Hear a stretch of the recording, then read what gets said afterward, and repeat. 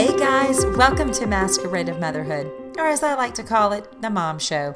I'm your host, Courtney Doyle, and this is a place where I am giving you permission to not have it all together. And I didn't understand the concept of loving father. And it wasn't until I got to that place, which is kind of in the story, in the realm of how I finally removed that from myself and no longer operated that way. But that was foundational for me. I think just not really knowing what it was to be invested in and to feel really loved and accepted for who I was. That concept of God, a loving father who accepted me unconditionally, who would chase after me. I had felt it. I had seen him deliver me from so many circumstances because I always sought him. But at the end of the day, it always came back to me and the way I saw myself and the filter I saw myself through. Welcome back to the show. Guys, buckle up. Today's guest is just fantastic. She is a psychotherapist. She's an author. She's a speaker. She's a mom. Her greatest passion is encouraging women in their roles as wives and mothers. And really, there's no introduction that's going to do this conversation justice. So we're going to just jump right in. Hey guys, welcome back to the podcast. My guest today is Tamera, which I'm going to say right the whole time. I'm going to just jump right in because we have lots to talk about. Let's start with, tell me a little bit about yourself. Tell me a little bit about your family. All right. So I'm a mom of four. I have four kids. They're all teenagers officially as of Monday. I have four teenagers. I have a 13-year-old, a 15-year-old, a 17-year-old, and an 18-year-old. So I also have a senior this year. So lots of big transitions for this mama. We live on a little farm we just bought in the middle of central Kentucky. We love it here. We have 7 dogs, and we've got about 100 head of cattle that don't belong to us, but they belong to the previous owners, but we hope to someday have some ourselves. So it's a little bit about us and our little country lifestyle out from the big city. We used to live in Houston about 3 months ago, so it's all pretty new for us. Are you liking farm girl life?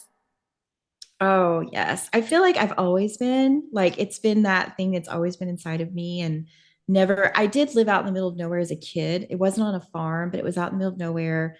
Both of my parents grew up that way. I did not. So I think it's one of those things where it's just kind of like in you. Mm-hmm. Can't take the farm out of the girl, she can live in the city, but it's always there. So yes, I think it's absolutely spoken to my soul to be out here for Yeah. sure. We moved about a year ago out onto some land, and I find myself just sitting outside sometimes for just hours and listening to the trees and the birds. Mm-hmm. And I didn't realize how much I needed that until we did it. And my husband will laugh. He'll start looking for me. And we just recently got some chickens, and I'm obsessed. You've probably seen on Instagram. I love it. Love these stupid chickens. And I finally got a chair and just went and put it by the coop, and I'll just go sit out there. And sometimes I just watch them. Sometimes I read, and I'm like, if you would have seen me 10 years ago, you'd have been like, no way is Courtney ever going to be sitting by chickens, just watching them. And yes, are grabbing. I got them some treats because I watch all these Instagram chicken people. And they said, if you give them like dried mealworms, then they really like you. So like, who would have ever thought I would be digging my hand into dried worms because I want my chickens to like me? Like, come be my friend. So bad. I love that so much. So when we lived in Houston, we found there's a caveat that if you can have 6 chickens in a subdivision, your HOA can't stop you. So there's actually like a law that got passed where you can have 6 chickens for eggs. You can't have them for produce. You can't kill them, but you can't have roosters, but you can have egg-laying chickens in your backyard. And so our HOA did not love us, but we did. We had 6 chickens running around our pool in the middle of a subdivision. So we belonged on a farm. We certainly did not belong there. So I get it. I mean, they're fun. Your HOA was like, when are these people going to move? Yeah, I think they had a party when we left. Yeah. Sure. But yeah. Well, between all the kids that I have, and then I'll have 7 dogs, and I didn't acquire the chickens till we got out on the land, but yeah, just the people that I birthed, I think my HOA was like, you need to go. So in our conversations before, you have mentioned that you have a blended family. And so I want to ask you, what challenges has that brought? And with those challenges and those successes, how has it grown your family and y'all's trust in Christ? Oh man, that's such a good question. I think for us, one of the most important things for me to share is that it's when I say blended family, what's interesting about it is for the first 12 years that I was raising my boys, we never acknowledged that we were a blended family, never acknowledged that they were adopted. They actually didn't know that they had a birth mother that was not me. That was a choice that we made. I think their birth mother passed away when my second son was 5 months old. So she really basically never came home from the hospital. He was a preemie. It was a whole thing. My oldest son was just 2 years old when she passed, and so there wasn't a vivid memory. Now, going back and going in through graduate school and learning about infant mental health and recognizing that even if he didn't have a conscious memory, that was such a huge part of their story. And so, for the first 12 years that we were married, we didn't talk about it. It wasn't something I just raised them as though they were mine. And that was kind of a protection for me because my husband and I had come out of Mormonism. So we had lost all the family support on that side. And so we were just like Mhm. this little unit. But the one thing that I will say to you about that I realized later on is that I did a disservice to myself and to my boys because I didn't have the support that I needed. Because trying to raise two little boys that were not biologically mine, my oldest son was autistic, and there were just some really difficult things about that and not having the support that I needed to kind of work through those challenges of the bonding and recognizing that they weren't mine biologically. I wasn't able to give them that part of their story either. And so I think one of the biggest moments for us as a family was when I trusted the Lord enough to be okay with sharing that, to really be okay with acknowledging that this was a part of our story and it wasn't going to change the fact that I was their mama. It wasn't going to change the fact that we love them all the same. I was so afraid of that. I was so afraid that they would feel different than our two biologically shared children. I never wanted them. And that's my own trauma, right? That was the thing too, is that I had my own trauma from the step parent and I just never wanted my kids to experience that. And because I was looking through that lens, it actually created some trauma for my family. But, you know, part of that challenge was, having the ghost of the other woman. That's been a story that I've shared with some people as the years have gone on of what that's like, when you have a situation that my husband was widowed and nobody really knows how his first wife would have raised her kiddos, but that fear of am I doing it the way that she would do it, and the comparison that we experienced from some family about how I was different than she was. Those are some of the things that I don't think are talked about a whole lot when it comes to a widowed situation. I think when you're blended and the other parent is involved and there's that it's a little bit different than when you're in a situation that you become the primary parent. I was their mama. I did potty train them. I was there for first haircuts, but I didn't deliver them biologically. So I would say that for us, walking through that together, my husband and I processing through that trauma, because it was, a huge trauma for him, and learning how to allow that to be part of our story and really letting God use that to actually bring me even closer to my sons. I would say it's so crazy that for so long I was afraid, and when I finally was able to release that fear and say, okay, God, I can't do this anymore. I know that this is a part of our story and I need to be able to get that support. And the boys need to have that part of their identity, how it actually brought us closer together. I think that they recognize and appreciate the fact that I have been their mama, but they also have a mama who brought them life, who gave them life. And so it's it's been a journey for sure. And what age were they when you shared with them the truth? Our oldest was 12 And our second oldest was 11. So they were 11 and 12 whenever we shared that with them. Mhm. And I do think that it's interesting things that we keep in secret because we think we're protecting, Mhm. we're actually producing the exact thing that we're trying to protect, you know, Mhm. and I've experienced not that story, but something else that I thought I was protecting my children from. I was doing a really good job of protecting them. And then I realized it was a division, a hiding division that they were Mhm. completely unaware about, of course, in our relationship that will ultimately come to the surface. Like your boys would have ultimately known the truth. Mhm. And it's so much Mhm. better that that truth came from you. I was just gonna say, I agree so much with what you're saying because I think that's exactly what happened. I was so afraid of the division that I actually created it, and it's vulnerable. It's hard to admit because, of course, you have judgment. Most people had no idea. There was no one could tell our kids. You couldn't tell them apart till they got older.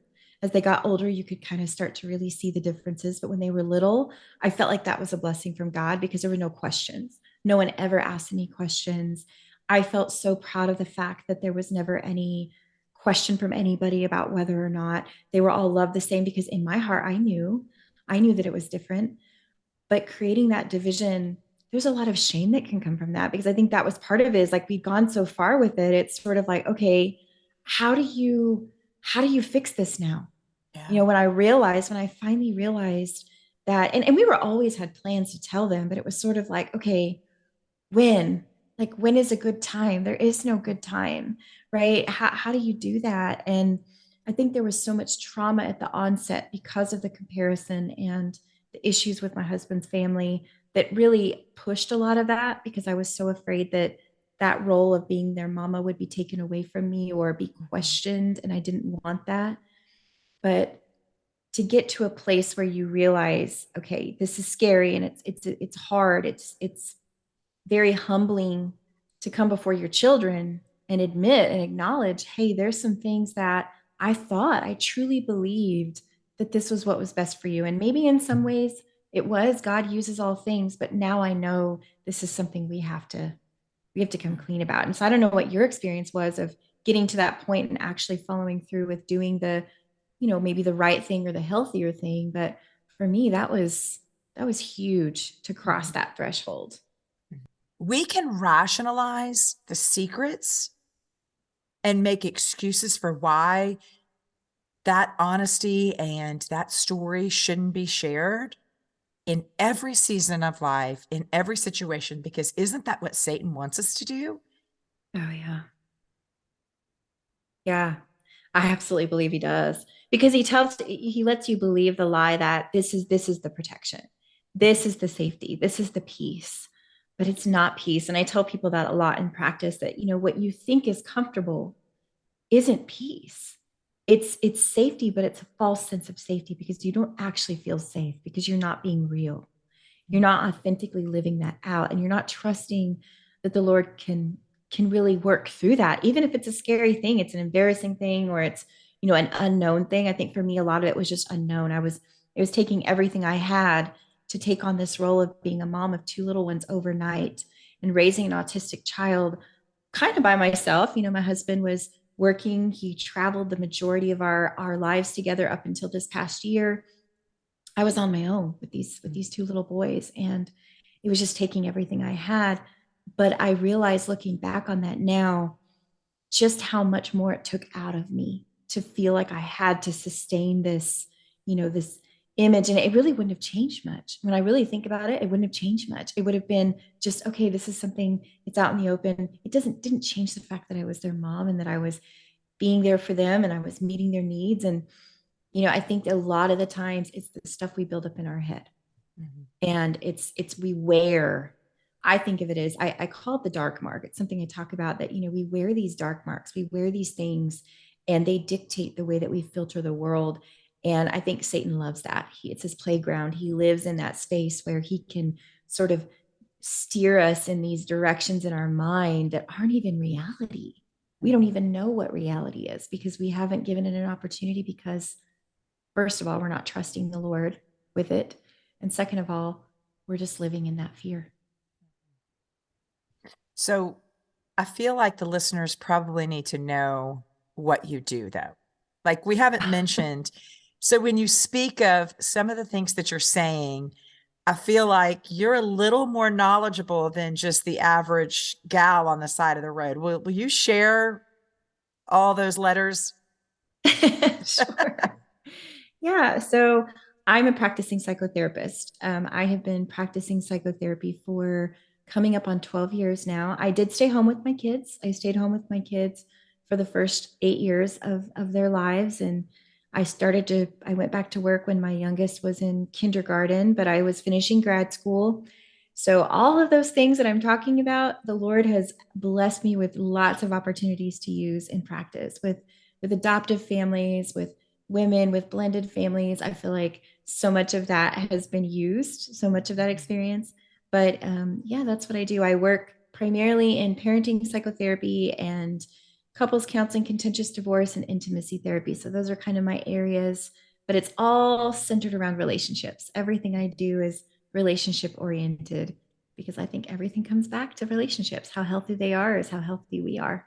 Mhm, mhm. I also do think that, like, you know from a book, a education standard, you know how this should have been handled, but even in all of your head knowledge, and correct me if I'm wrong in saying this, and I'm going to try to get it out the right way. Even with all of your head knowledge, your heart in those moments of keeping that truth buried was deceiving you and convincing even somebody with your level of education that this was the right way to proceed until it wasn't. And so I want to say that, I guess, because I am no psychotherapist, and I don't know another one, honestly. You may be the only one. But I don't know with other listeners. And I guess I want to say that because even sometimes when we know things at a very Mm-hmm. high intelligent level, Satan is still more Mm-hmm. deceiving than all the knowledge you may think you have Mm-hmm. towards a subject. And he can deceive you into believing you're doing it the right way. And this needs to be a secret. And, they won't accept you when they find out you're not the one that birthed them, or whatever the lies you have been telling yourself. The family won't accept you. Um, he's just that good. Mm-hmm. Even with all your intelligence and knowledge, he's just that good. Oh yeah, he really is that good. He knows all of our pain points. He knew my childhood experiences and how sensitive I was to the title of stepmom.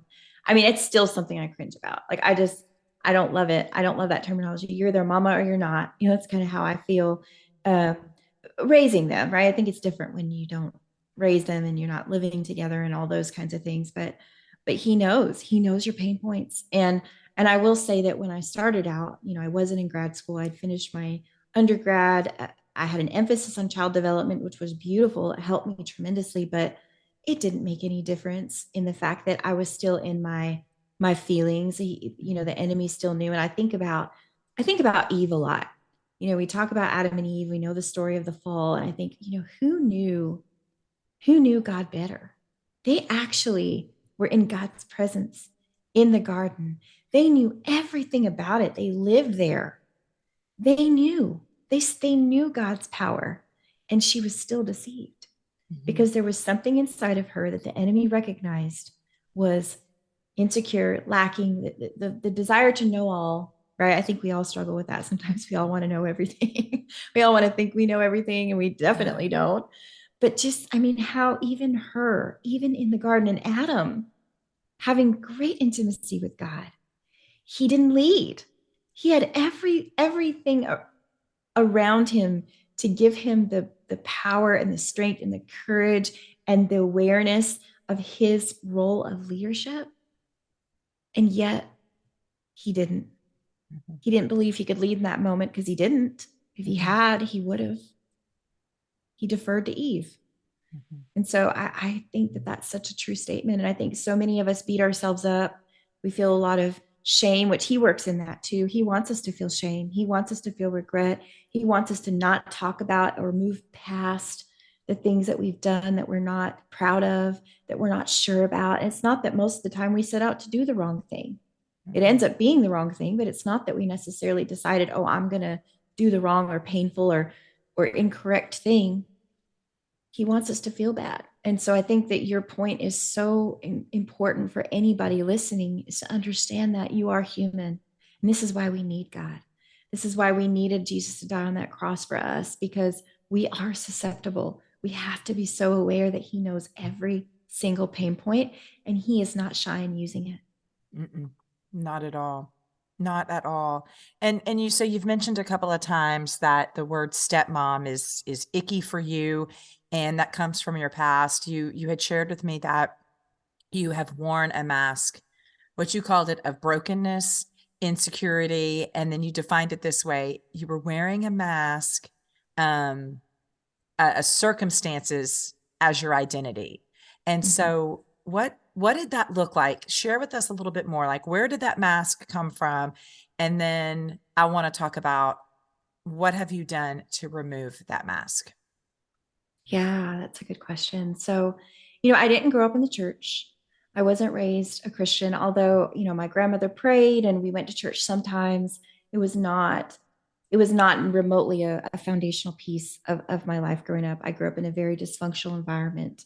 Both of my parents, my father was not in my life, but he, I knew of him and I saw him very occasionally. But both of my parents struggled with alcohol and substance abuse. And was just very dysfunctional. I was the kid who would go to school and I might smell like pee because I wet my bed the night before and my hair wasn't brushed. This was the kid, that I went to school. I was late almost every day. I missed recess half the time because I would be late to school because my mom didn't get up. And, I feel like when you come up in that circumstance and you don't realize how much trauma is associated with that socially, emotionally, but you're experiencing it. It shapes the way you see yourself. And Mhm. so for me, the way that that manifested was I felt very broken. I felt like I was damaged goods. And so I was the first person to tell you. I was the first person to let you know how damaged I was. I would overshare, and that's something that a lot of people do when they've been traumatized, they've been through a lot of hard things, is that they will overshare and without even realizing that it's not because they're being vulnerable. And that's kind of a strange thing. I don't really feel like too many people talk about that, but there are people who overshare. They wear those circumstances. This is who I am. My life is, terrible. Everything is wrong. And there was a lot of terrible things. There was a lot of things that were wrong, but it repels people from you. It creates a situation where there's a barrier between you and other people because there's just so much ickiness, there's so much darkness in your life and you can't control it as a child. And so when you grow up, you develop, you mature. And I think I was always very socially, emotionally mature too for my age. Like I understood things. I was an empath. I was very, God chose me to be a counselor for a reason. That was very purposeful. I think even as a kid, people felt comfortable coming and talking to me for one, because I was vulnerable, but I wore it. It became the way I saw myself, that I was broken, that, I couldn't be who I knew I was inside. I could try and I would put myself out there, but I would always self sabotage. So I think for me, that was huge. Like I would accomplish something and somehow, some way, I would sabotage it. I would find some way I would quit or I would, you know, whatever it was, there's some way that I would create that barrier for myself. And I felt the rejection from others. But what I couldn't see is how often I was not only teaching people how to treat me, you certainly learn that too, how you're treated as a child. You learn that that's how you teach people to treat you. You have that expectation and you don't know how to advocate for yourself. You don't know how to put appropriate boundaries in place. And then you end up being victimized over and over again. And so for me, that's really how it showed up. I limited myself, but somehow I will tell you, the Lord has been chasing after me since I was a little girl. I started walking to church by myself when I was 10. And I had a little friend, Carrie. She lived about a mile and a half away from me. So I'd walk to her house. And then she and I would walk from her house another about a mile and a half to church. He's always been there. And I just felt like, through all of the different things that I experienced, all the trauma, all of the different aspects of my journey growing up, even though I operated that way, at the end of the day, I would always circle back and I would have that question, but my identity is in Christ. And I didn't understand the concept of loving father. And it wasn't until I got to that place, which is kind of in the story in the realm of how I finally removed that from myself and no longer operated that way.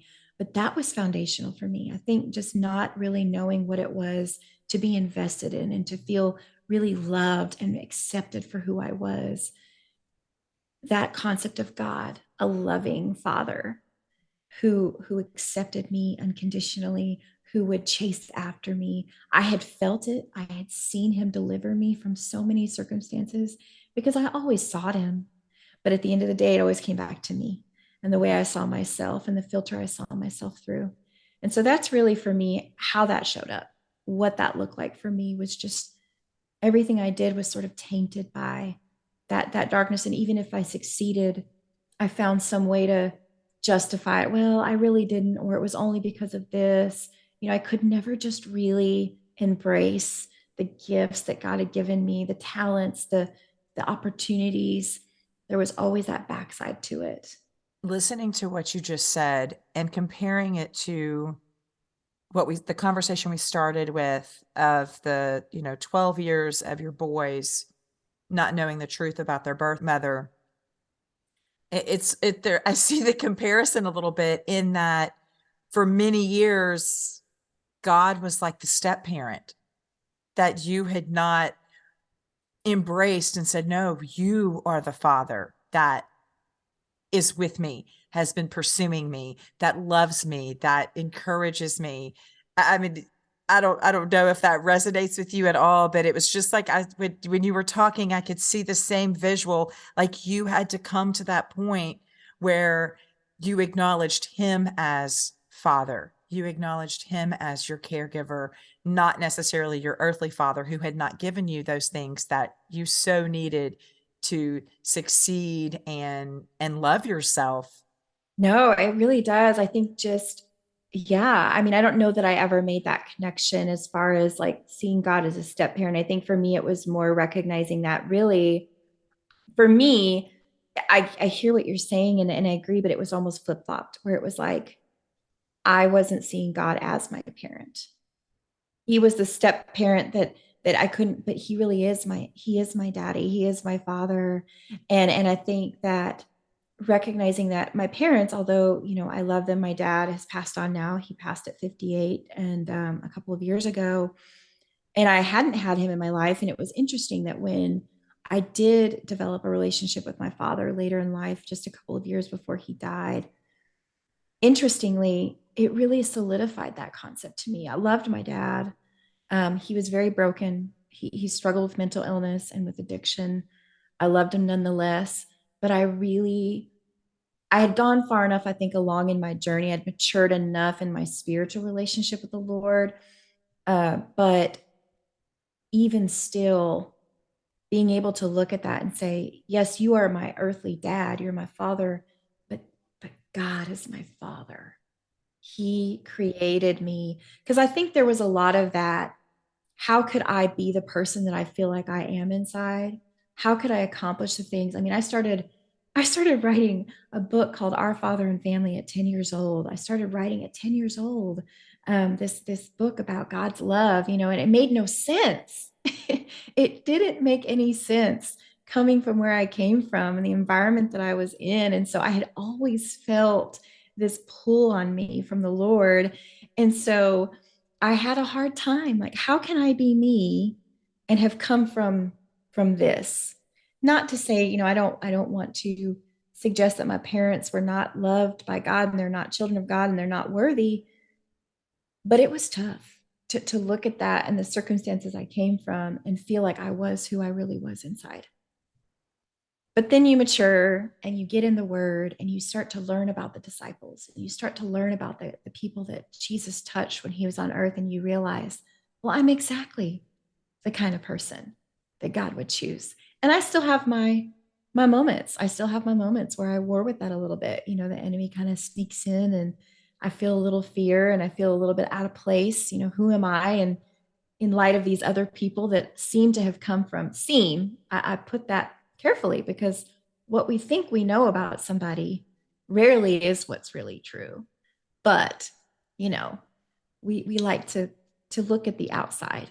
And but I have those moments. But I think by and large, just really coming into that identity in Christ has been totally life changing for me. Right.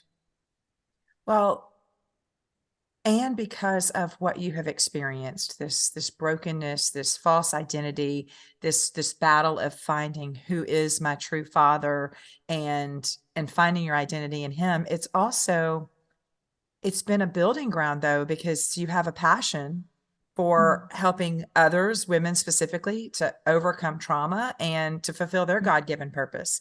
So what additional encouragement could you share with your listeners who maybe somebody's listening and they're like, oh, wow, I can totally identify with not feeling like I identify with where I came from? Where do I come from? What's my purpose?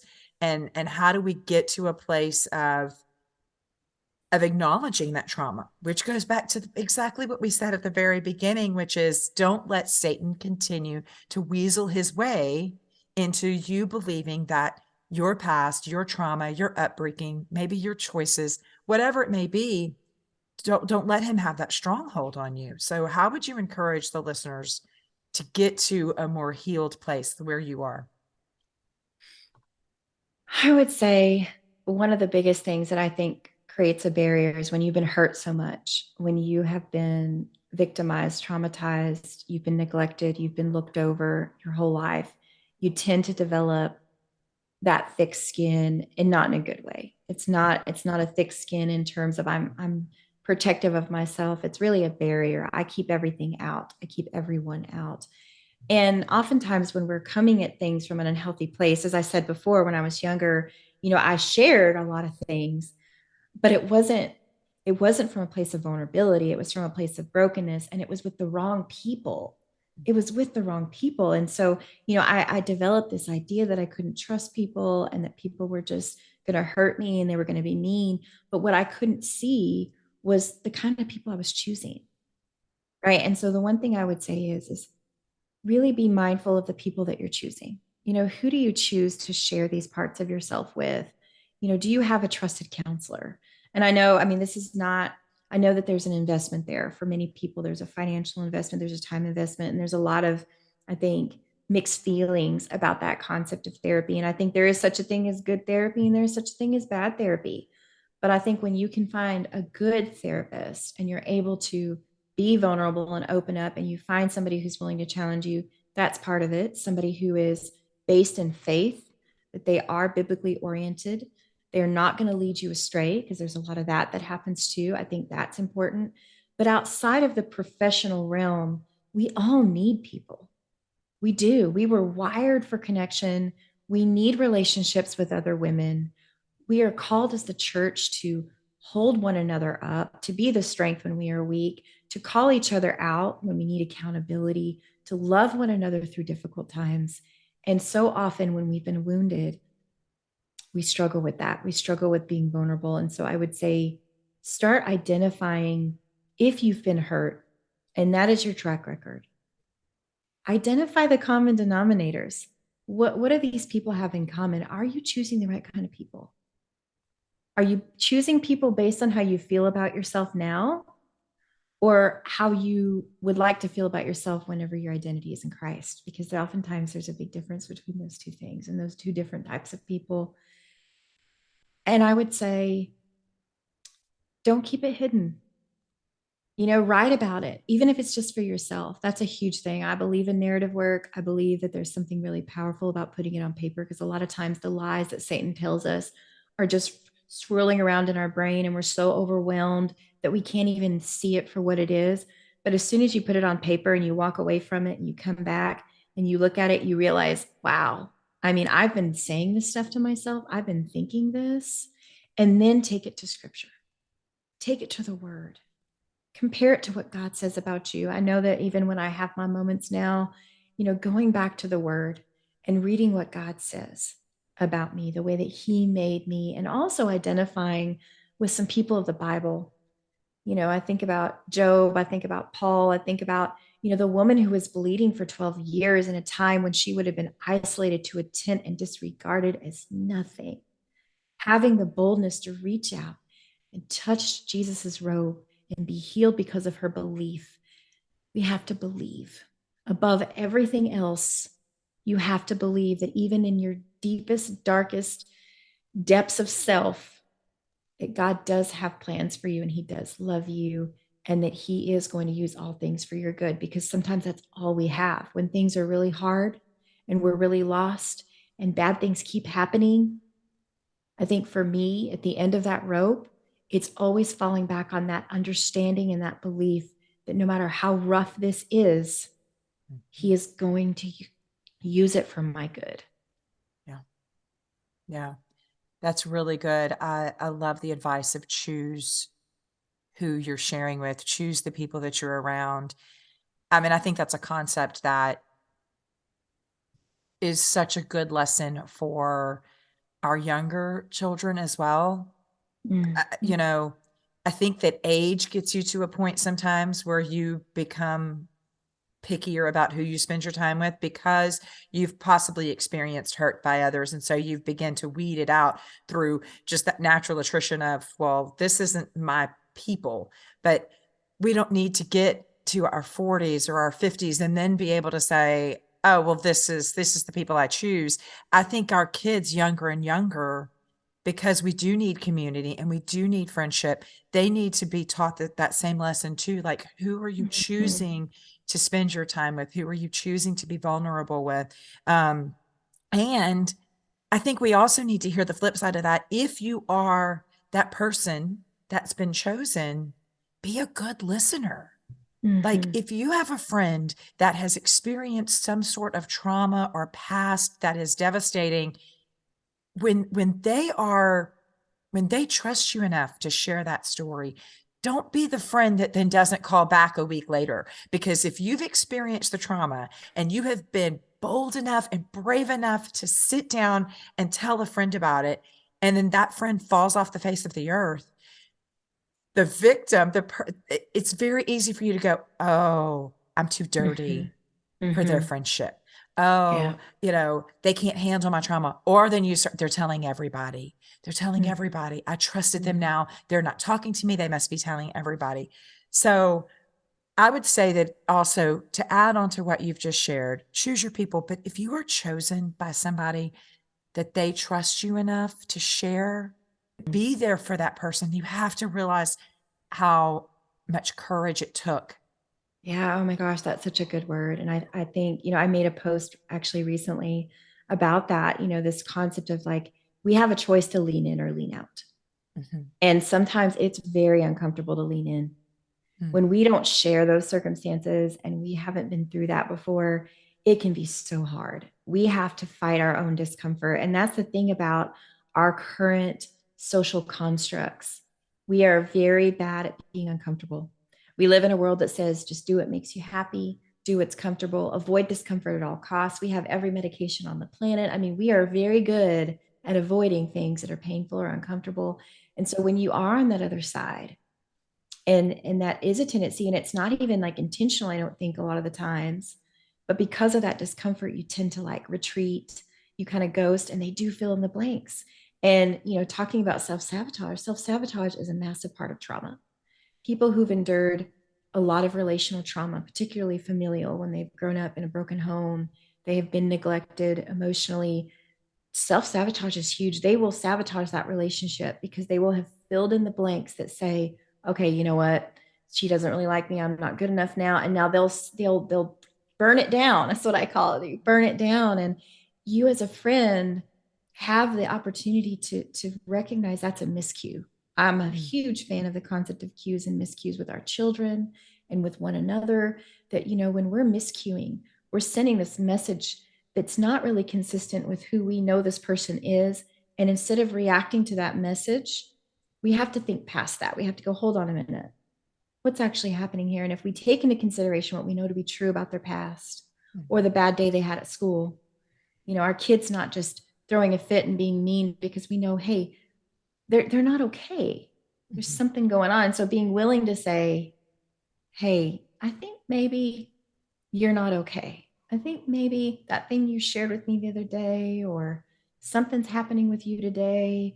We don't take it so personally. And that's what allows us to develop that deeper intimacy that we all crave. And I don't think by and large are getting, Yeah. especially in the church. I 100% agree with you. And that's why relationships outside of the church, community outside of the church, and I mean church as far as the four walls or the denomination, I think it's so important for us to be building that community because we're the church. The people are the church. We're the Mm. ones that can come around each other. It's just we've got to learn how to do it better, which leads me to the next question, which is you wrote a Bible study. And so I want to pivot because I want to talk about that. Titus women and wine. I mean, you scandalous little author, you. I've actually been watching your social media and I mean, that word wine, girl, you have set some women off on that. But let's start with tell us what prompted this study and what do you hope the women that do the study gain from it? Tell me all about it. So exciting. You know, it's interesting how God uses our experiences. And, for years you can go through a season and you're kind of like, why, God? Why is it like this? Why is it so hard? And then you get to a moment you're like, oh, that's why. So for many years, I've mentioned that, my husband and I did not grow up in the church. We don't have, godly parents. We didn't have that status. We kind of came into it as young parents. And one of the things that we've really craved and longed for is mentorship. That's half of the story. The other half is, after years of being involved in women's ministry and being invited to many women's groups, women in wine groups, where women are gathering together, I noticed such a strong sense of superficiality. There just really wasn't, like, you'd have the fellowship piece, everybody's, having fun together and enjoying, but you didn't really get deep and you certainly weren't growing in your faith. And so that's something that bothered me. I felt like, these are opportunities where, we could really be challenging one another. And, I'm a one, so I'm all about, doing things, right. I want to get in the word. I want the church to operate the way it's supposed to. It's just kind of the way I'm wired. And so being part of these groups, I enjoyed the fellowship piece, but I really noticed that when it came right down to it, when it came to the deeper vulnerabilities, and especially when it came to the accountability piece, because somebody could, share something that's going on in their life, but there really wasn't a lot of there wasn't a lot of word being spoken over the person. There really wasn't a lot of like, here, let's go and let's build you up spiritual standpoint. It's more, we're going to come around you as a sister and we're going to love on you, but we're totally missing this other piece where we could really be pouring into you on a spiritual level. And so for me in my own life, having moved from New Mexico to Texas, only 5 years ago, and now I've moved again to another state, being a transplant, it's very difficult to develop connections. And so there's a lot of loneliness. It's very hard to break into a church scene where you've already got a group of women who are very intimate with each other, they know each other. And what I noticed was when I really started looking around, I kind of took that filter off and I'm like, okay, this is not, let's look at this the way it really is, not the way it feels to you. You're not the only one being left out. When I removed that filter, what I saw was there were actually a lot more women who were disconnected Mhm. than that were connected. So you had your groups, you had your little groupings of women who were connected, but when you actually look around the room, you see a whole lot more of us that are standing on the periphery. Oh, wow. Mhm. So the concept of the Bible study, which is interesting because I had felt I had been going to a women in wine group. I loved it, but I felt like I was the oldest woman that was there. I had the oldest children. I was one of the only working women that was in the group. And so by and large, I just felt like I was able to pour into these younger women. And I love that part of it. But I knew that I needed mentorship. I needed accountability. I needed to be surrounded by women who were, older than I was, been through more things, or at least in the same season of life, raising teenagers. And so I decided that I was going to be brave and I was going to invite some random women that I kind of knew to my house to have a women in wine study. I was going to pick a book and I was going to have a study. I thought it was a great idea. And one night in the middle of the night, and I'm not joking when I say that because this is the way God seems to work in my life, it's like 2 a.m. and I cannot sleep. And I had already picked a study that I was going to do and invite these women. And I was, sure about it. And the Lord just laid on my heart. He's like, these books that you're reading, they're good, but you need to go deeper than that. You need to go deeper than that. And so he just laid on my heart a study that's very scripture intensive. It's been meant to grow your understanding of the word. It's meant to deepen your faith on another level, but it talks about some of the really hard things about trying to be a woman and trying to be a Christian woman who lives out her faith out loud in modern culture. And that's how it was born. And I love that because not only is it a study to go deeper, but how do we find people to pour into us? And this is going to be a tool that is a starting point for people to say, hey, come to my house. Let's go deeper. And you know what? If the wine and the charcuterie board is what gets somebody there, Yeah. so be it. It's about fellowship and it's about celebrating. I think Jesus is a lot of fun. I think he's funny. I've seen him Mm-hmm. do things in my life, and I'm like, okay, you're funny. This is Yeah. funny. You just have to be open to it. Mm-hmm. Yeah, I mean, it's interesting the way that I feel like, and maybe my job does something of this for me because I am behind closed doors with so many people and I'm in the depths of who they really are. And I deal in authenticity. That's what I say. I am in the business of authenticity. So it's very challenging for me to be superficial, which is one reason why social media has been such a very difficult aspect of this ministry for me to be on that platform and to, look at things that people post and know so often that there is a lack of authenticity there. But I think about, the box that people put God in and Jesus in. I mean, the God who created comedians, the God who created laughter, the God who created sex, the God who created art, and how we are so critical of that. And we struggle to recognize that he is loving, he is joyful. And I feel like The Chosen, I don't know how many people are familiar with that, but I love the way that, the Chosen series, it's a TV series and it's Yeah. it's about Jesus's life. I actually think for the first time, and I have a lot of my clients actually watch this TV series, believe it or not. I'm kind of non-conventional in some ways. I feel like we are relational beings and sometimes we need something more tangible, but I love their portrayal of Jesus because I believe that it's accurate according to the Bible in the terms of he had a personality. He Yes. had, he did care about the party continuing on at this wedding. It was the very first miracle that he performed. And I feel like it shows and honors just how important celebration and relationship and community was to Jesus. He always had his community. He didn't need any of those people. Jesus could have absolutely sent angels and done supernatural stuff to create the response that he got, but he didn't. He chose people to surround him and he chose imperfect people at that. And so I will tell you though that I I have had some pause. I have fought with God a little bit on whether or not I was brave enough to put this study out there. Because I will tell you that without people having even ever opened it, because it's not even out yet, there is a lot of judgment. There's a Mhm. lot of negative opinions just based on the title. There is so much depth to this study. And anybody who actually were to open it would recognize that one of the key tenets of this is women all around, Christian women all over the world are drinking wine and spirits and sharing beer and enjoying each other's company. They're doing that all over the world.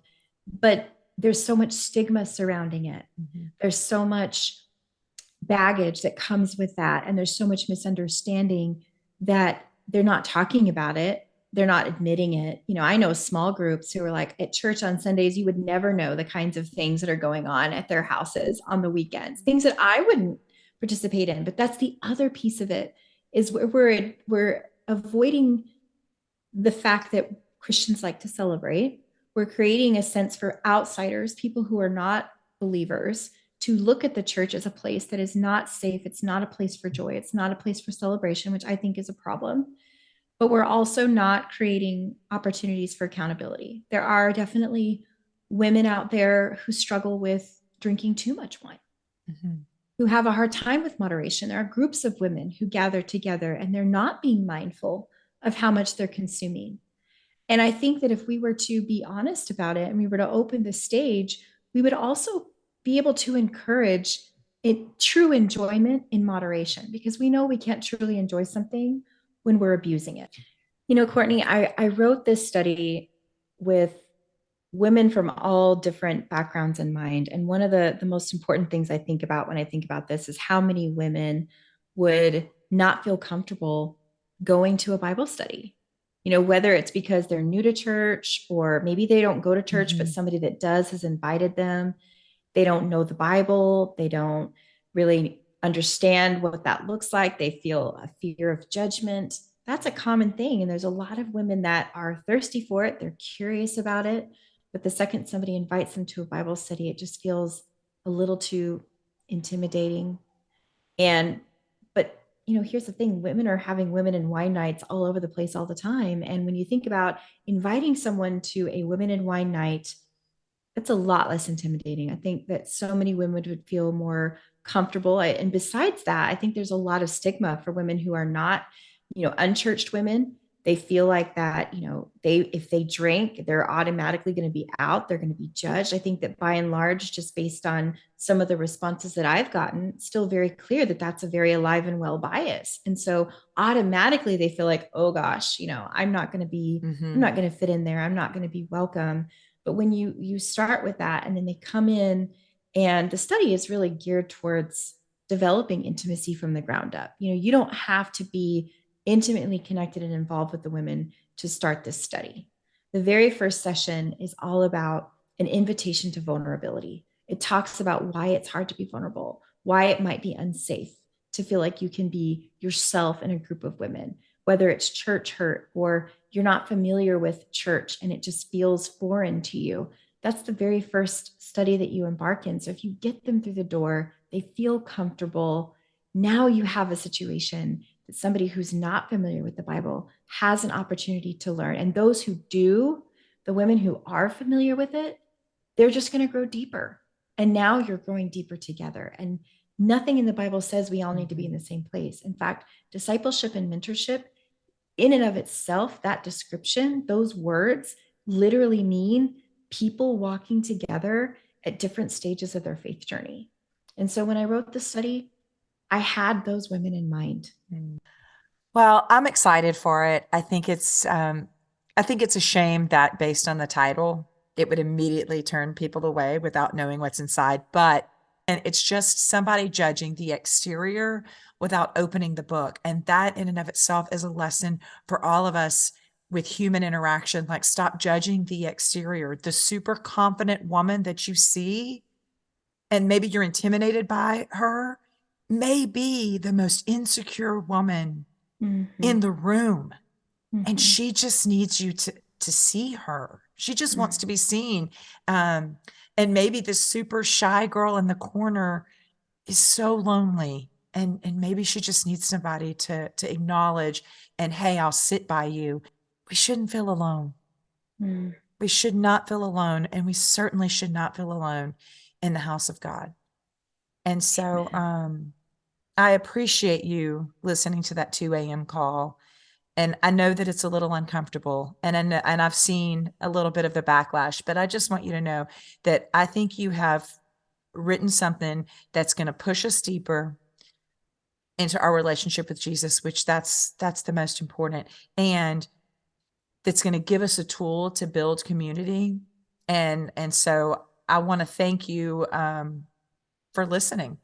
I ask every guest, will you share with the listeners something that you're praying for?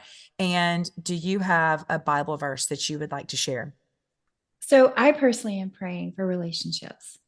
I feel like in my own life and in so many other people's lives, and I say this, you're only as healthy as your relationships. You'll see that a lot if you follow me or you read anything that I write. And I really believe that. And I believe that that starts from the way that God made us. He wired us for relationship. I mean, above all else, our relationship with Him and then with each other, to love God and then love one another. And I think, that is centered around relationships. So something I'm praying for right now is not only that my study would cultivate a new level of relationship, that it would send a relationship revival through the women of the church. And there's a men's study coming too, that would happen with the men, that would happen, but that it would just by and large in families, in homes, that relationships would be restored. Because I do believe that if there's one thing that the enemy is very successfully attacking right now, it's relationships, marriages, parent-child relationships, sibling relationships, church leadership. There's a lot of division.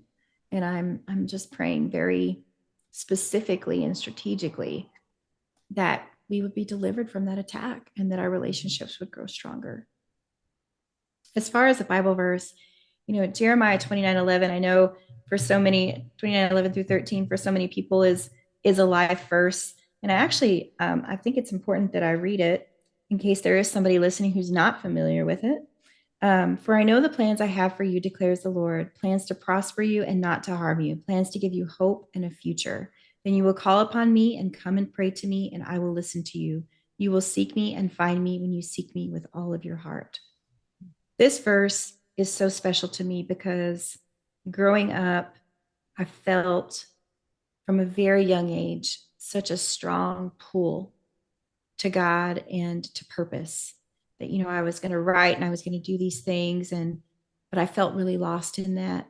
And I believe His promise is true, though. I believe that when we seek Him, when we continually seek Him, even when we don't feel like we understand the purpose that He has for us, to know that we do, and to know that everybody listening to this podcast, that God very intentionally made you exactly the way you are.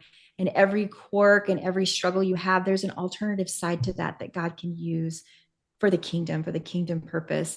The other thing that I will say about this too, if you aren't familiar with Jeremiah, this promise came to people who waited 70 years for that to be fulfilled. That, sometimes the things that we're working so hard for and the purpose that we have in this life, sometimes we don't always see it to fruition. There are the generations after us, the choices that we make now.